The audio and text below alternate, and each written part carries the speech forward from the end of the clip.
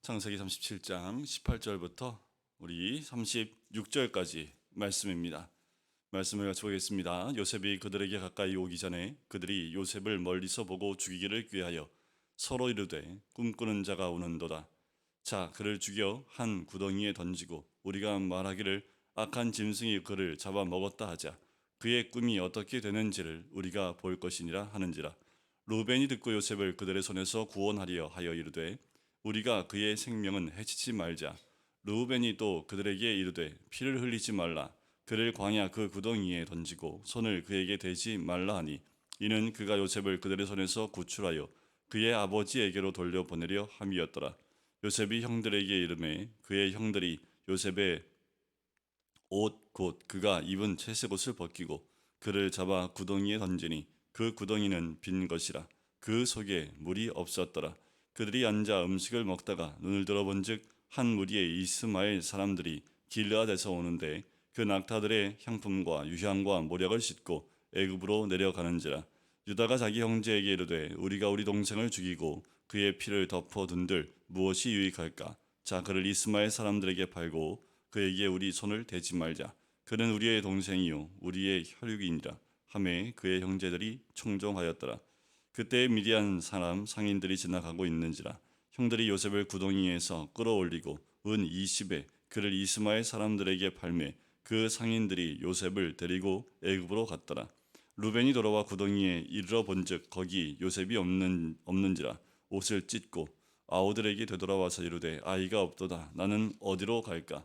그들이 요셉의 옷을 가져다가 순념서를 죽여 그 옷을 피에 적시고 그의 채색 옷을 보내어 그의 아버지에게로 가지고 가서 이르기를 우리가 이것을 발견하였으니 아버지 아들의 옷인가 보소서 하매 아버지가 그것을 알아보고 이르되 내 아들의 옷이라. 악한 짐승이 그를 잡아 죽였도다. 잡아 먹었도다.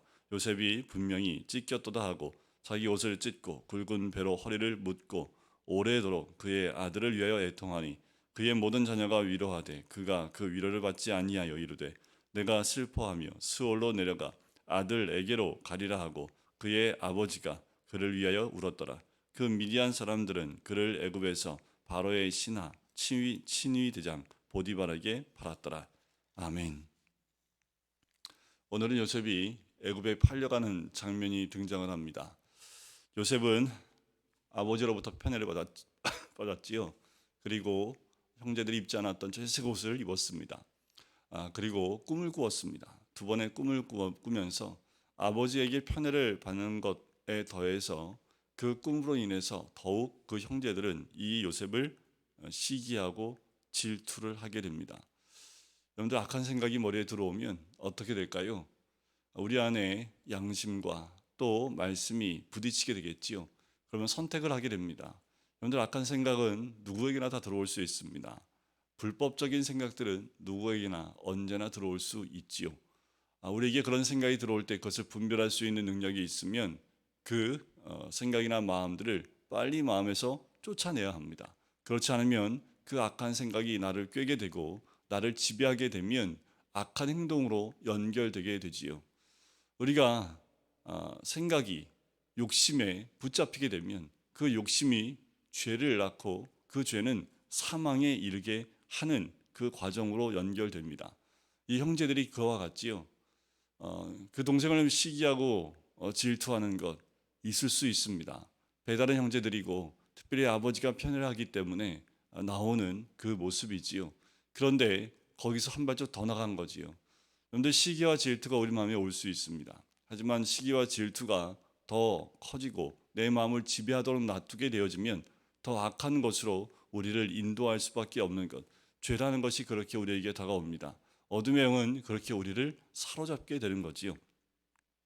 그래서 요셉이 올 때 요셉으로 얘기하지 않습니다. 뭐라고 얘기를 해요? 꿈꾸는 자가 오는도다라는 거예요. 자, 이렇게 생각해 보실까요? 꿈을 꾸게 되면 어디든 이런 어려움이 닥쳐옵니다. 형제들은 그를 그렇게 죽이는 것으로 죄를 짓게 되지요. 하지만 이 요셉은 꿈을 꾼 것 때문에 박해를 받고 또 고난을 겪게 되는 모습을 봐요. 여러분들 우리에게도 주님이 주신 꿈과 비전이 있으면 당연히 세상에서 그렇게 고난이 올 수밖에 없습니다. 여러분들 생각해 보세요. 요셉이 형들을 위해서 아버지의 심부름을 하기 위해서 왔는데 형제들은 어떻게 해요? 그가 오는 모습을 보고 꿈꾸는 자가 오는도다 라고 얘기하면서 어떻게 할까 하고 그를 죽여 구덩이에 던져버리자 라고 생각하고 실행에 옮깁니다. 여러분들 이 지역의 구덩이는요, 물이 있으면 빠져 죽습니다. 그런데 물이 없는 마른 구덩이에요. 혼자 힘으로는 전혀 나올 수 없는 구덩이 높이입니다. 여기에 그냥 놔두게 되면 거의 굶어 죽게 됩니다. 그런 구덩이에 요셉을 놓고 이들이 어떻게 할까라고 생각을 하는 거지요. 이 일을 이렇게 연결한 것은 루벤입니다. 왜냐하면 그를 바로 죽이려고 하니까 그것을 막기 위해서 구덩이에 던져놓고 나중에 루벤이 그래도 동생이니까 요셉을 부추려내려고 하는 거지요. 여러분, 초반에도 말씀을 드렸지만 우리의 마음 가운데 욕심이나 이런 것들이 내 마음에 들어올 때 이것이 나로 하여금 죄로 연결될 것을 우리가 바로 깨달아야 그래야 그 죄 가운데 나가지 않습니다. 욕심은 그리고 악한 생각은 언제든지 들어올 수 있습니다. 우리 안에 말씀이 있고 주의 뜻이 있으면 분별할 수 있습니다. 여러분들 말씀 가운데 분별할 수 있는 능력이 있길 주의 이름으로 간절히 축원드립니다. 아무리 선하다 할지라도 어둠의 영 그리고 악한 생각, 욕심이 내 안에 들어올 때 그것이 잉태되도록 놔두어 버리게 되면 그것이 죄로 성장할 수밖에 없다라는 거예요. 우리는 매일매일 말씀으로 내 생각의 악한 것과 욕심을 제거해서 잉태되지 않도록 말씀으로 그것을 해결해 나가야 되겠지요. 요셉이 어땠을까요? 그 구덩이에 빠지면서 형들에게 울부짖지 않았겠습니까? 형들 왜 이러냐고 살려달라고 그렇게 애원하지 않았겠습니까? 그런데 오늘 본문에 보면 요셉의 소리가 전혀 안 나와요. 아무 소리도 안 냈을까? 그렇지 않아요. 나중에 애굽에서 형들이 이 요셉을 보았을 때 그때 아우이의 그 소리에 대한 이야기를 하는 것을 보면 여기에 기록되지 않았지만 요셉은 살려달라고 애원하고 살려달라고 그렇게 소리 질렀던 것을 나중에 말씀을 통해서 우리는 알 수 있습니다. 그래요. 요셉이 그렇게 애걸하고 살려달라고 할 때 이들은 돌이켜보지 않습니다. 그런데 죄가 이렇습니다. 사람이 마음이 메말라 버린다라는 거지요. 완전히 메말라서 친동생인데 아무리 배가 다르다 하더라도 아버지가 같은 형제인데 그 동생이 살려달라고 애걸하는데도 이들은 눈 하나 깜짝하지 않는다라는 거지요. 채색 옷을 벗겨버리고 구덩이에 던지지요. 채색 옷을 벗긴다는 것은 무엇을 의미합니까? 이의 지위를 박탈합니다. 그리고 이들 마음 가운데 시기가 들어오게 했던 가장 근원됐던 옷을 벗겨버린다라는 거지요. 요셉에게는요, 그가 꾸었던 꿈, 그것이 채색 옷을 입고 이루어질 것이다 라고 요셉이 생각했을지 모르겠습니다.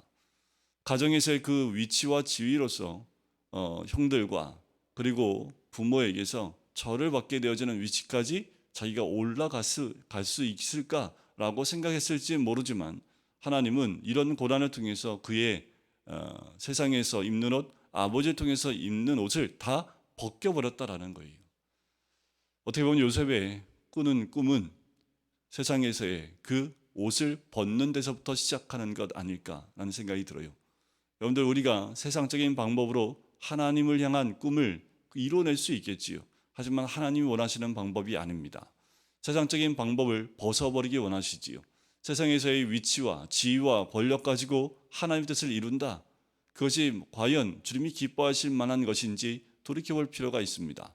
하나님은 하나님 방법이 있고 또 하나님이 원하시는 사람을 통해서 이루어 나가기 원하시는 거지요. 현재의 내가 아닌 훈련되어진 광야를 통하고 가나안에 들어갈 만한 진정한 하나님의 자녀로서 주의 뜻을 이룰 만한 그 사람으로 하나님이 이루시기를 원하시는다는 거예요. 지금의 요셉과 애굽에서 13년 동안 고난받고 난 다음에 30살의 요셉은 다른 사람이라고 저는 봅니다. 같은 사람이지만 이때의 요셉, 채색 옷을 벗겨진 이 요셉, 채색 옷을 입고 있는 요셉, 그와 노예와 감옥에 있었다가 이제 총리로 올라갔던 그때의 요셉은 완전히 다른 사람이지요. 주님은 그 채색 옷을 벗기기를 원했던 겁니다. 어쩌면 우리의 삶 가운데 채색 옷을 내가 벗지 않으면 채색 옷이 벗겨지는 그런 일들이 있을 수 있겠지요.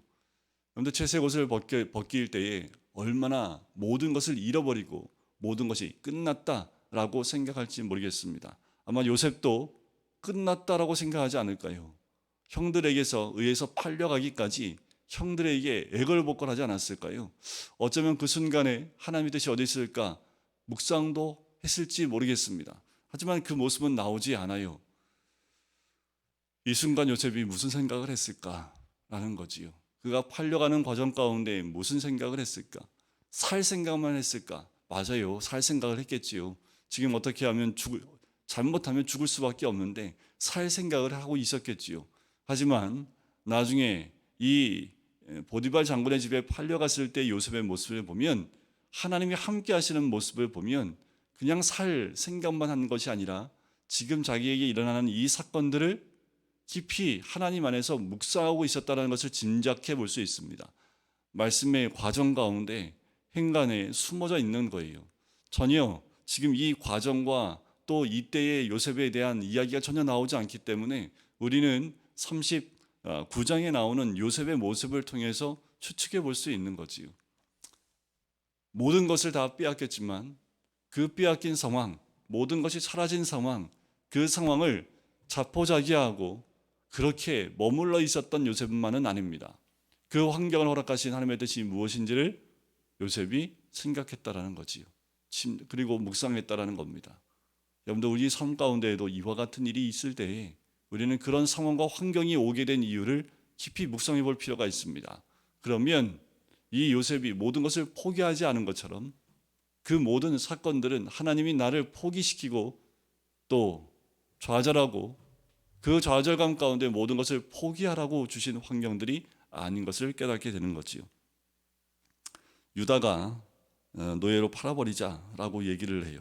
참 재미있는 것은 그 동생이 살려달라고 애원하고 있는 그때에 그 요셉이 가지고 온 음식을 먹고 있는 이들의 모습을 봅니다. 참 악하지요.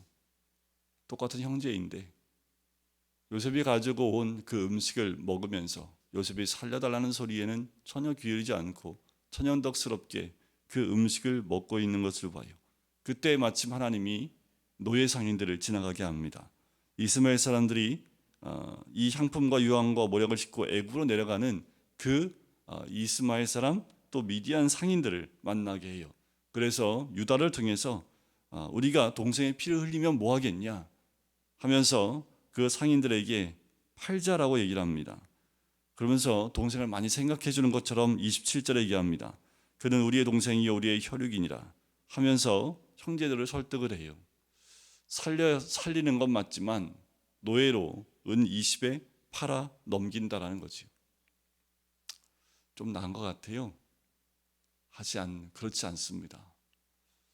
자기 동생을 돈 주고 팔아버리는 인신매매까지 서슴지 않는 이들의 죄악을 보게 됩니다.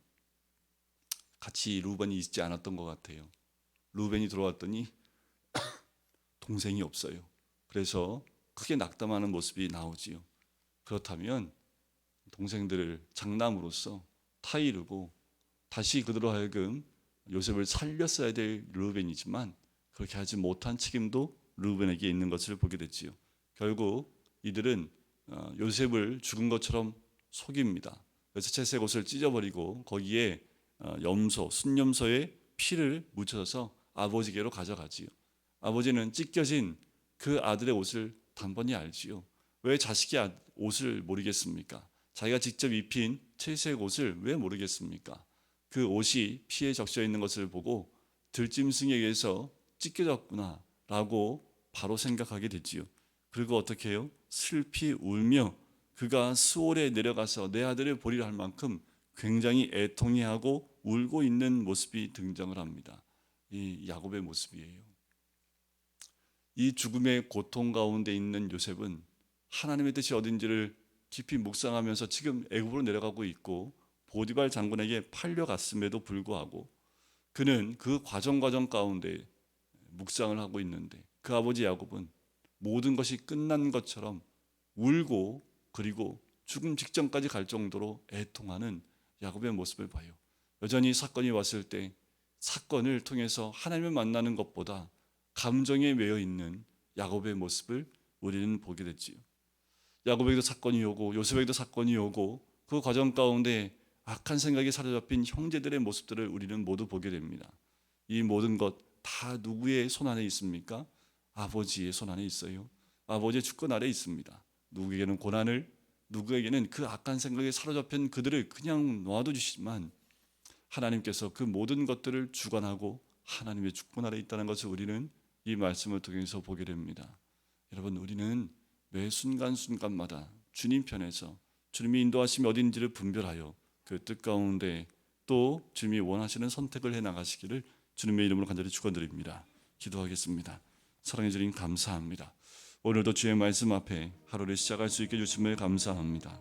요셉은 자기가 꾸었던 꿈과 또 편애를 통해서 형제들에게 죽임을 당할 수 있는 그 환경과 그 고난까지 갑니다.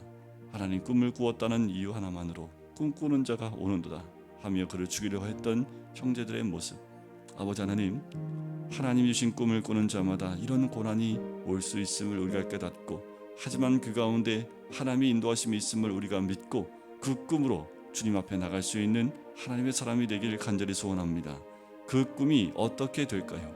하나님, 그 꿈은 반드시 주님 안에서 이루어지고 또 하나님께서 이루어 나가실 줄 믿사오니 그 믿음이 있는 사람이 되어져 어떠한 고난과 환경에도 그 모든 것 내려놓지 아니하고 주께로 주와 동행하며 나갈 수 있는 자 될 수 있도록 아버지 인도하여 주시옵소서.